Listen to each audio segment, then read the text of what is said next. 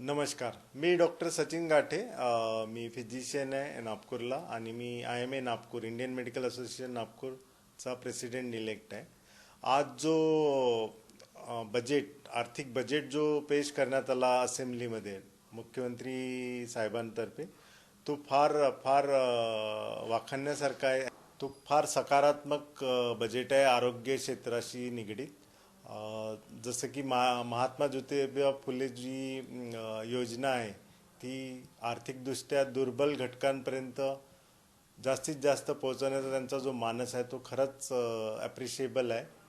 दुसरी गोष्ट महिलांचं आरोग्य आणि जे पॅलिएटिव्ह केअर आहे, जे म्हणजे क्रॉनिक डिसिजेस आहेत जसं डायबिटीज आहे, कॅन्सर आहे, या रोगांमुळे जे डिसॅबिलिटी जी लोकांना होतं त्यासाठी पॅलिएटिव्ह केअरची जी गरज पडते त्यात त्यांनी भरघोस तरतूद केली आहे. तसेच वैद्यकीय महाविद्यालयांना पण अपग्रेड करायचा त्यांचा जो मानस आहे तो फार फार फार छान आहे.